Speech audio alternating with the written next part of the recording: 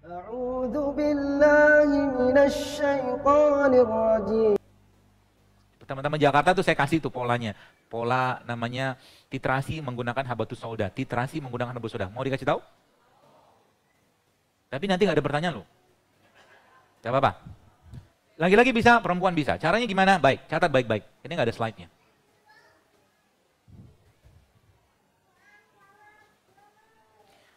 Sehari Anda minum air putih sebanyak 2,5 liter. Dan titrasi ini sudah dicek pakai software. Hasilnya bagus. Ya. Jadi apa yang saya sampaikan ini sebagian pengalaman-pengalaman dari guru saya dari pribadi, dan sebagian itu kita dari ada risetnya ya. Jadi minum air putih sehari 2,5 liter. Air putih apa? Air putih yang ada mineral ya. Jangan air putih yang nggak ada mineral. Ya.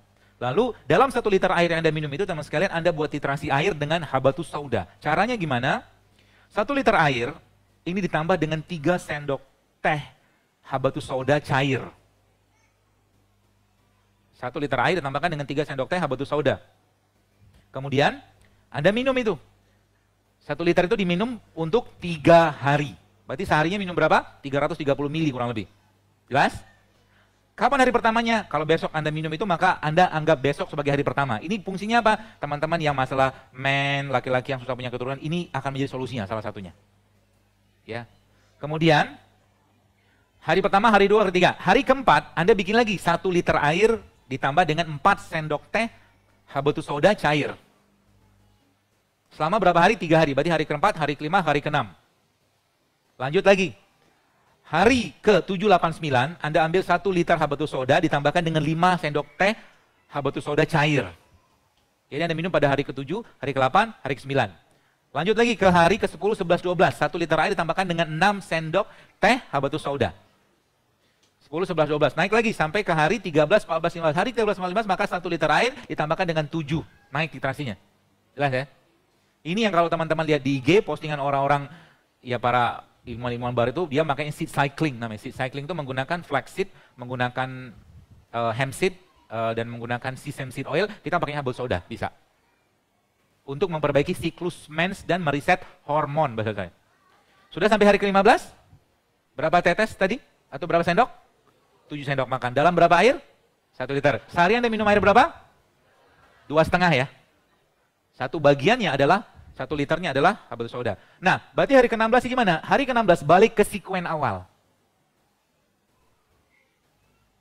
Saya perlu nggak ini meskipun saya kan misalkan saya nggak ada keluhan apa-apa, tetap kalau Anda masih makan ayam broiler tiap hari Anda butuh. Kalau Anda masih makan sayur ya, sayur-sayur yang non organik maka Anda tetap butuh nih. Apalagi tepung-tepungan tadi. Kenapa? Mereka sebagian besar dari mereka itu bisa mengganggu fungsi hormon. Ya. Dan terbaiknya apa? Salah satu fungsi hormon atau bukan, salah satu periset hormon itu. Jadi kalau kita bicara tentang lemak tadi dia butuh periset. Risetnya dia itu adalah menggunakan lemak lagi. Lemak yang terbaik yang bisa kita gunakan untuk orang-orang riset hormon adalah ini. Apa ini? Alpukat. Bisa pakai ini. Alpukat Anda tambahkan dengan susu, tapi bukan susu sapi. Ya, Anda tambahkan dengan susu kambing, ya, dan Anda tambahkan dengan kurma, akan jadi makanan yang luar biasa untuk Anda. Hasilnya apa? Hasilnya ini. Enak banget. Tadi saya udah bikin, sudah nyobain dari malam. Dan jangan khawatir, ini banyak stoknya. Saya bawa alpukat sama susunya. Nanti minta panitia blender sendiri. Ya, kalau ada yang mau nyobain silahkan cobain. Bapak-bapak deh, bapaknya butuh hormon. Ibu-ibunya minum ini.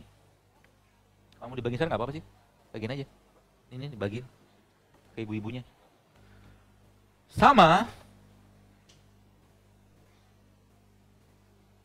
sudah mulai kebayang ya, puasa nanti seperti apa?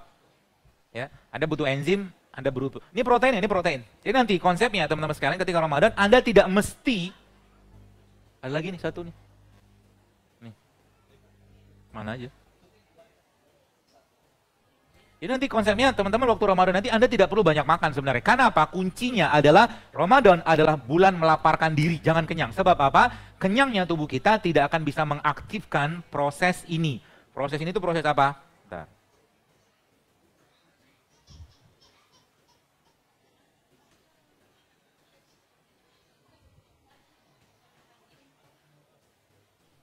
Enak Pak? Enak? Hah? Enak banget. Tidak pakai gula itu, pakainya kurma. Susu kambing sama kurma tuh wah the best itu. Oh masih ada. Kalau mau bikin lagi tuh ada alpukatnya tuh kalau mau bikin. Ya. Nggak kerasa nggak susu kambingnya kan? Kerasa nggak? Enak kan? Bikin aja di rumah. Baik, jadi Islam sebenarnya tidak mengenal anti-aging. Sebab apa? Gini, mau sesehat apapun kita, mau sesakit apapun kita pasti akan mati, tenang aja. Ya. Jadi nggak usah khawatir. Jadi tapi ini bentuk, jadi gini, kita perlu kita perlu memikirkan bagaimana di sisa-sisa kehidupan kita ini atau umur kita ini, misalkan kita bisa panen amal jariah gitu kan, atau mungkin kita banyak bersyukur. Salah satunya tubuh kita ini. Maka zaman sekarang kalau boleh saya katakan tubuh kita pun nanti akan dihisap sama Allah. Tetap akan dihisap. Kenapa selama ini banyak sakitan? Aku ciptakan kau bukan buat sakit-sakitan. Kan judulnya gitu. Aku ciptakan kau untuk makan produk-produkku, kata Allah gitu loh, kurang lebih. Dan itu Allah sampaikan dalam surat Abasa dan banyak lagi surat-surat yang lain. Makanya apa? Kembalilah kepada Allah, kembali pada Allah, kembalilah pada produknya Allah. Di sini semua obatnya. Ya, dan bagaimana cara kita bisa terus-menerus awet muda? Masya Allah. Jadi Islam itu kalau kita ngerti konsep itu, maka Anda mulai sekarang akan lebih senang lapar daripada kenyang. Kenapa? Karena ada satu proses dalam tubuh kita namanya autofagi. Autofagi itu adalah proses melaparkan diri kita. Kalau dilaparkan, apa yang terjadi? Maka tubuh akan memakan sel-sel yang rusak. Sel-sel yang sudah aus, yang rusak, selama dimakan sama dia, lama-lama tubuhnya akan berseri kembali. Dia akan bikin sel yang baru nanti. Caranya apa? Caranya kasih dia bahan baku yang tepat. Itu aja kata kuncinya. Sehingga nanti Ramadan, subhanallahnya, dosa banyak-banyak makan, tapi kita membiarkan tubuh kita lebih sering atau mengurangi kalorinya. Sebanyak mungkin kita bisa, kalau kan rata-rata satu hari orang itu bisa makan kalori ya, kurang lebih sekitar 2000 sampai 2200-an. Jadi Anda ngurangi berapa banyak? Cukup 500 saja sehari makan. Dan kalau Anda bisa benar-benar lebih banyak mengkonsumsi serat, maka dia akan repair, dia akan memperbaiki DNA kita. Serat dapat dari mana? Dari sayur. Dari sayur. Jadi buah bisa nggak memperbaiki? Bisa, tapi dia urusannya ke biotik yang ada di pencernaan kita. Itu urusannya buah. Tapi kalau sayur, dia bisa sampai ke tingkat gen. Ya makanya nanti Ramadan Anda lebih banyak makan sayur. Dan yang 5 hal tadi, stop. Ya, sudah saya bikin kok di IG. Resep sehat selama 30 hari Ramadan. Sudah bikin kan? Sudah lihat kan? Perlu cheating lagi nggak? 11 bulan kurang cukup cheating apa? Ramadan pun nggak. Jadi nanti Ramadan urusan kita apa? Ramadan teman sekalian, urusan kita sama ibadah aja. Nggak usah ribet lagi urusan. Kenapa Indonesia begitu meningkat inflasi loh ketika Ramadan? Kenapa? Karena Ramadan orang lebih banyak mikir makan apa, buka apa, sahur apa. Betul? Dan Ramadan nanti saran saya sih, sekarang nanti Ramadan jangan sering-sering bukber. Saya pun, jadi goalnya Ramadan itu pokoknya yang biasa ngaji 1 juz, naikin 2 juz, 3 juz, gitu. Yang sholat duhanya 2 rakaat, 4 rakaat, Ramadan naikin 12, pokoknya gaspol ibadah, makanan secukupnya aja. Jadi nanti ketika Anda sahur nanti, Anda minta sama Allah, Anda makan kurma 7 butir waktu sahur, minum air 1 gelas, atau makan buah sedikit, atau minum minyak CEO minyak zaitun lo doa, ya Allah cukupkan badanku, energinya badanku dengan apa yang ku makan ini dan berkahi sehingga hari ini aku bisa lebih maksimal beribadah gitu, nanti makannya akan berkah. Gak perlu banyak makan. Gitu harusnya. Ya, lagi sibuk begitu kan, lagi buka bersama tiba-tiba tukang cilok, gorengan lewat. Apalagi di masjid kan? Makanya, ada makanya Bu. Ada makanya. Jadi makanya itu teman-teman sekalian, mana tadi ya?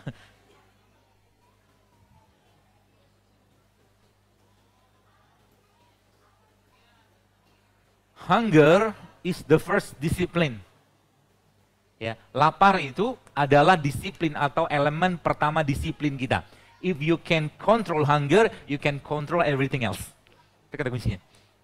Makanya saya sekarang sudah tidak tertarik lagi dengan makan banyak, bahkan lebih sering lapar. Saya pernah nyobain, kenapa saya lebih senang lapar? Karena ada rahasianya. Rahasianya apa? Ini dia rahasianya. Rahasianya adalah ini. Mana lagi dia?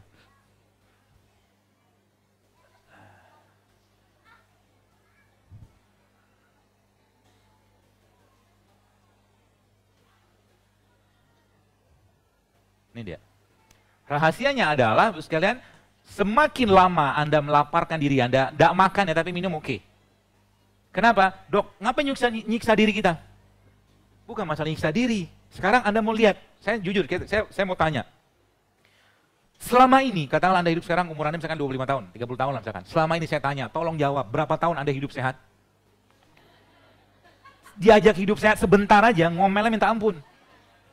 Hidup sehat itu bukan gaya hidup, tapi memang keseharian kita harus seperti itu. It's not lifestyle. Bukan hanya habit, tapi bagian dari ketaatan. Maka saya katakan, tak ada guna Anda sehat kalau malam nggak bisa bangun tahajud. Tak ada guna kita sakit, tapi dengan sakit tak mampu dekat sama Allah. Tak ada guna minum infus water, tapi ngaji cuma selembar sehari. Tak ada guna. Semuanya adalah buah dari ketaatan. Kesehatan kita adalah buah dari ketaatan kita.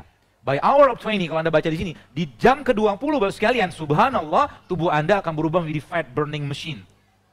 Canggih kan tubuh kita? Ini yang saya sering sampaikan, kalau kita ngerti barang kita Bapak sekalian, nggak usah repot-repot dengan pakai diet ini segala macam. Ikutinya bagaimana polanya Nabi. Itu sebenarnya Nabi SAW tidak pernah kenyang seumur hidupnya. Nabi itu lebih sering lapar. Masya Allah kan. Wah kita, ya Allah gitu kan saya lihat, dan gagahnya luar biasa Nabi itu. Ya, uban cuma 20, dada bidang, sterak, perut six pack. Orang ganteng apa coba? Umar juga, sahabat-sahabat nggak ada kayak kita zaman sekarang gitu kan. Makanya kalau kita sahabat-sahabat Nabi itu makanya penyakit degeneratif zaman itu nggak ada. Kalau memang mereka mau makan gampang kok, ada onta, ada kambing segala macam. Ya. Tapi tidak lakukan kenapa? Karena Ibnu Qayyim al-Jauziyah mengatakan banyak makan itu melemahkan iman. Itu kata kuncinya. La in syakartum la azidannakum wa la in kafartum inna 'adzab